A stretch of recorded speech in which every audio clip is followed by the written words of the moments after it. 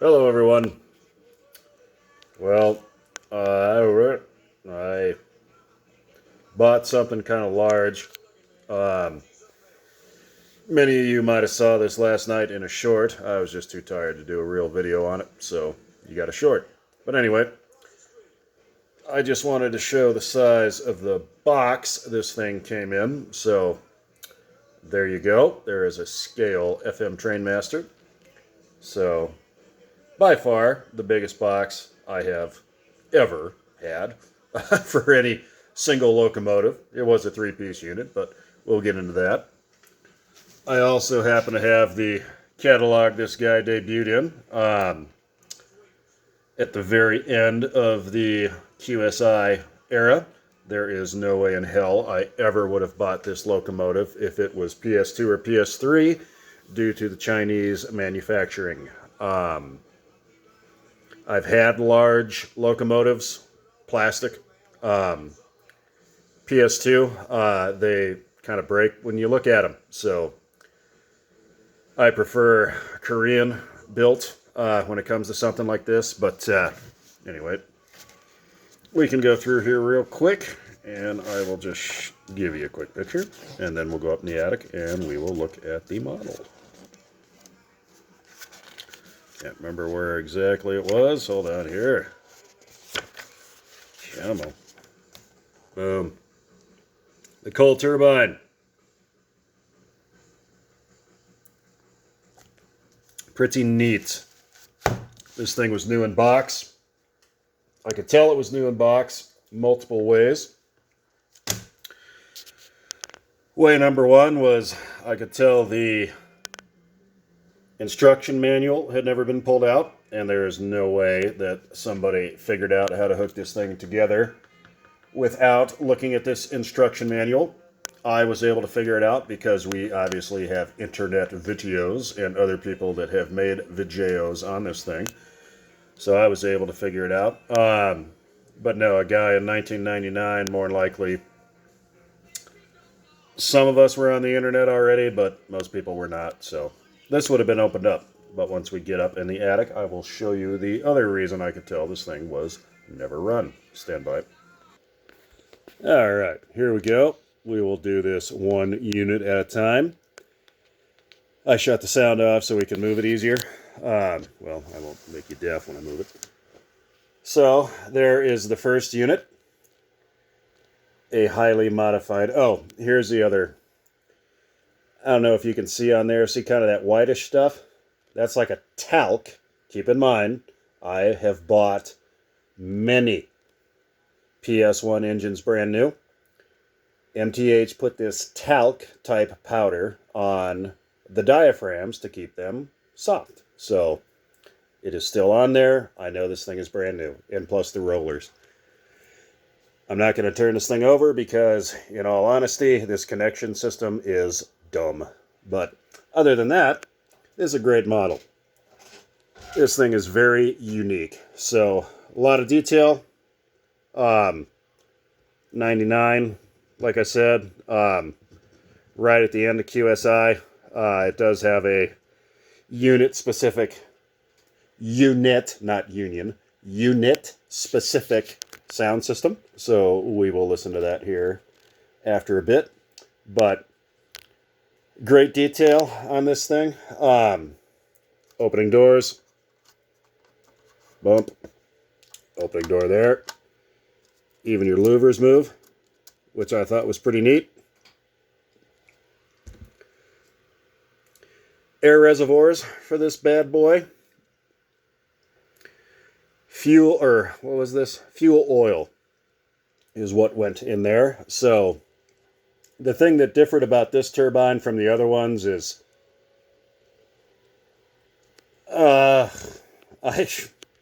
this looks like something that some guys got together. They had a couple cases of Natty Light and some high-grade blotter acid and said, hey, let's build something. And this is what they came up with. But unique locomotive, it really is. I've always kind of been, I'm not a big Union Pacific guy, but these turbines are pretty cool. The boys over there at Union Pacific always believed that bigger is better. And they also believed in single locomotives versus multiple, hence why stuff like this came about. This was the last of the turbines. Union Pacific did this all by themselves. They didn't have help with anybody. We'll kind of go over this, and I can give you some history on turbines if you want. But so the lead unit on this one was an Alco PA that obviously was modified with those air tanks and the fuel oil compartment and everything. The difference between this turbine and the other ones is this one used this Alco PA as the put-around engine, basically. You didn't want to use the turbine in yards or during slow operation because turbines are kind of all or nothing. So the other turbines, meaning the gas turbines, propane turbine, veranda turbines, and I say turbine, not turbine, sorry. They had I've read different things. Some say 250 horsepower auxiliary diesel, some say 850 horsepower auxiliary diesel. Well, this guy had an unmodified Alco diesel prime mover, 2,000 horsepower, so it could put around just on the lead unit.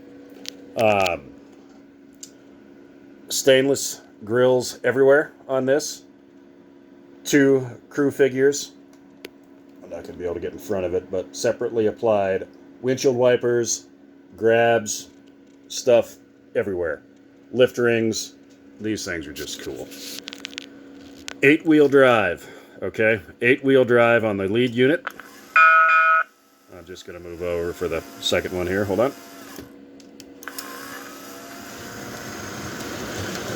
So this is the cool one. So this comes from an old Great Northern W1 electric, which the Union Pacific had bought for scrap. Like I said, the guys must have been real bored one night and decided to throw something together, and here's what we got. Pretty neat, in my opinion. The detail on this thing is insane. I'm not going to be able to get all up in there, but lift rings from the side, stainless grills. That's your turbine inside. More stainless grills. Look at all the piping. The rear-facing horns are correct. I have checked prototype photos. However, there are very few lines on the back that technically would have hooked to those, I'm assuming. Rotating fans in there. Rotating fans in there. Rotating fan there.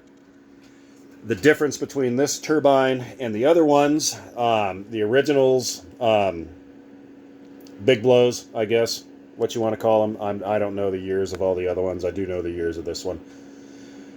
They ran on that bunker C fuel, which basically is like pretty much a heavy fuel oil.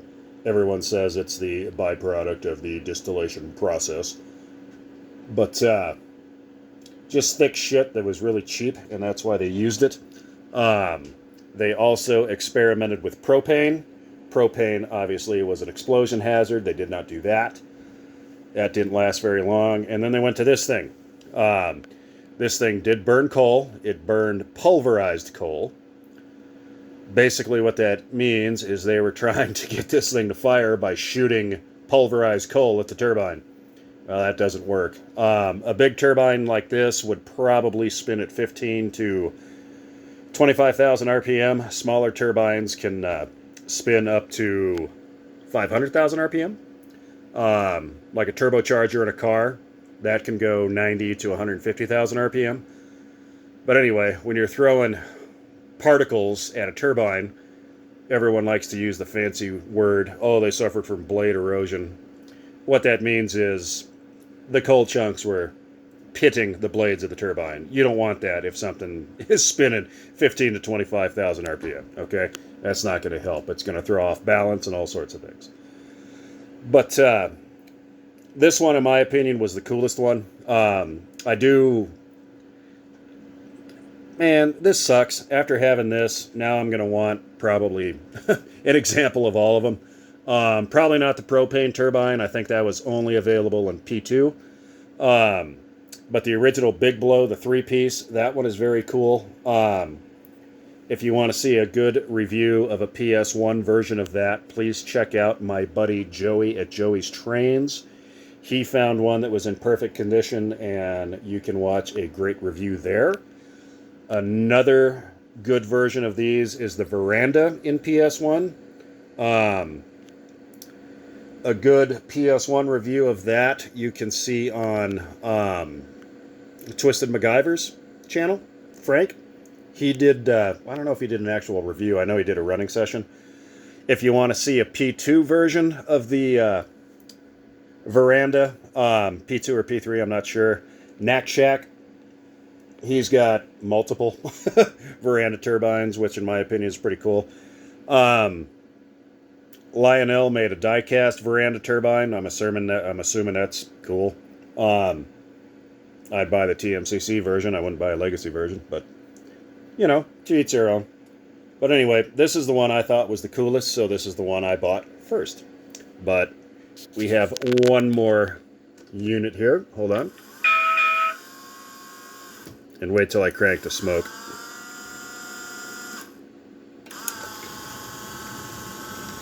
So here's your tender, which is a work of art in its own right. This thing is die-cast, and it is heavy. It makes the die-cast tender on my Lionel AC9 look like a little chicken. This thing is quite a bit more girthy. Very nice. A lot of separate details on this. I like it. As far as the rest of the stuff I know about this thing, I just did a little bit of reading on it. This was the largest, because this thing was designed to run as one unit. This is the largest single locomotive ever made. 226 feet long.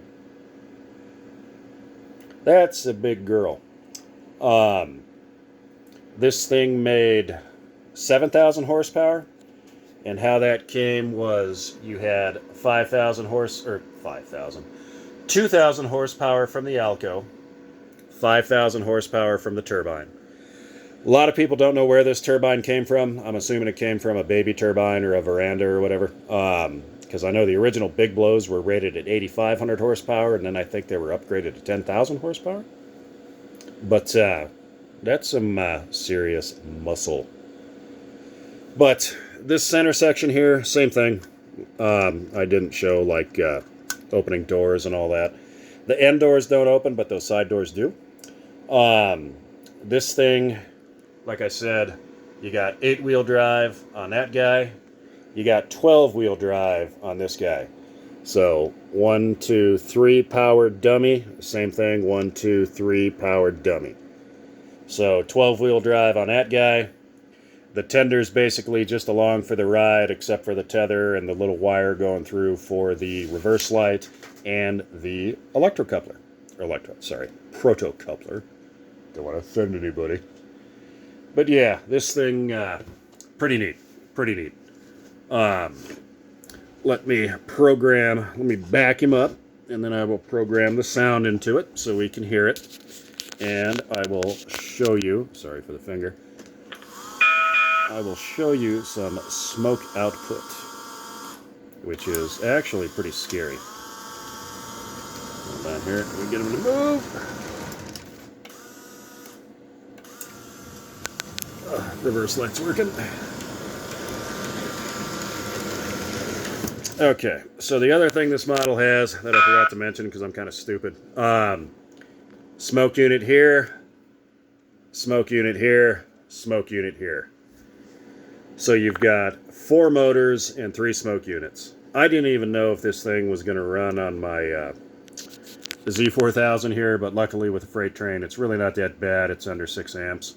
I thought it was going to be a lot more. I would not run this with passenger cars, to say the least, but anyway, no big deal. Let's put the sound in it.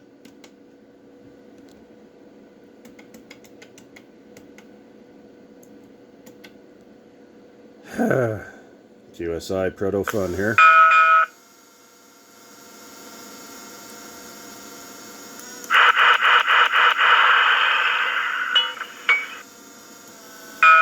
We'll go full sound. Alright.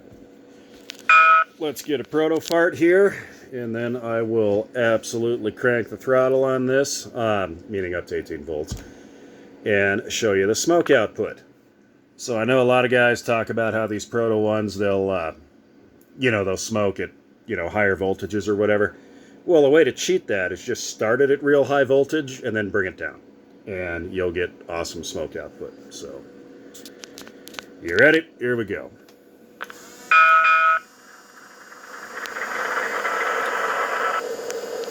Show me a Proto 2 version that'll smoke like this.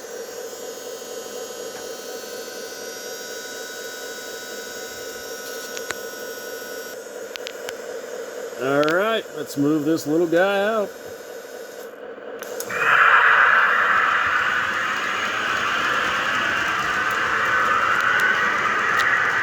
I had to do some digging to find all these UP cars.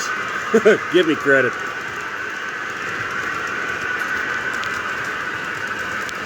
These things were designed to run kind of at high speed, so let's turn them up a little bit. 11 volts, 5.4 amps, that's pretty good.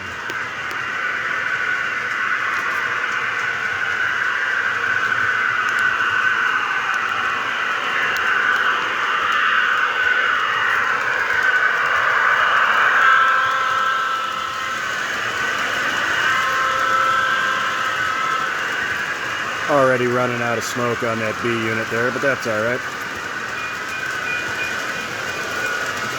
It's got all your standard Proto 1 features. It's got the normal freight yard arrival sound effect thing, which I'm not too enthralled by, but you know how it is. But that's cool with the Mars light and everything.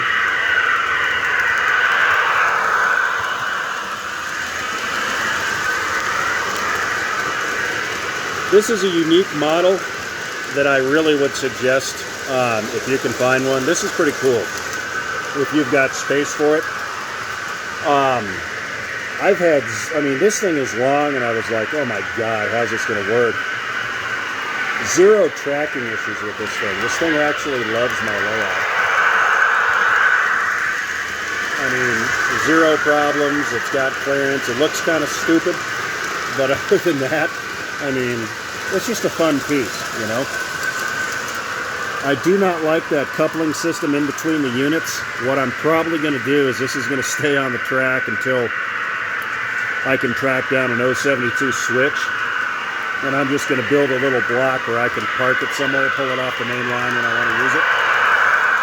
Because I don't want to be uncoupling or unplugging this thing every time I want to run it or run something else. But yeah, if you can find one of these, I have heard the Proto 2 and Proto 3 versions. The dialogue is better if you're into that kind of stuff. I am not. The dynamic sound on this, I think, is a little nicer. I like the horn and the bell a little bit more on this one. This thing's loud. I gotta stop it now. You got your squeaking brakes, of course. And you can kind of hear its little... the turbine will spool down there. Give it a second. And it'll go to idle, and then you'll have your typical crew dialogue and everything. Maybe? Maybe? Come on, buddy. There he goes. Clear track, watching the shove. But yeah, really a unique piece. I like this thing. This isn't something I ever thought I would own. You know, I have that catalog down there, which I acquired in 1999. And, looking at something like this, it's like, I'll never own anything like that. This was $1,000, I think, brand new. I got it for $400, new in box. I've got no problem with it. I like this more than I thought I would. I really wasn't sure, because this isn't the kind of thing I normally buy. But I would highly suggest this. Just for the uniqueness. I mean, this is going to be the centerpiece of your layout, especially if you're a UP collector. As you can see, for the short, I actually busted out as much UP stuff as I could find. I've got more, but you know, I've never been a big UP collector. This guy might change that. My favorite UP steamer is 8444 or 844. But no, if you can find one of these, this is cool. Ooh, even got a female in there. But 072, no problem. And I'm by no means, we're up here in an attic. This is, you know, my track work is not perfect, and this thing is taking it like a champ, basically. So, I can't complain about this thing. But anyway, I hope that gives you a quick little glimpse into something that you probably never would have seen on my channel. But for some reason, well, I'll tell the truth. My wife actually picked this one out. There were a couple things I was looking at. I always kind of run by my purchases by her, which I'm sure many of you do. You run it by with your spouse or whatever. But I showed her 3 or 4 things I was looking at. Ironically, this was the cheapest. And this is the one she selected. So I said, no problem. And I'm actually very happy I did. Late QSI has very good detail with all this. That's when they really started doing see-through stuff and doors and different actual realistic looking crew figures and stuff like that. It's just, this thing's so cool. I really like it. But anyway, I hope you got a kick out of that. I thank everybody for watching, and I will catch you on the next one, with my next poor financial decision. Have a good night. Thanks.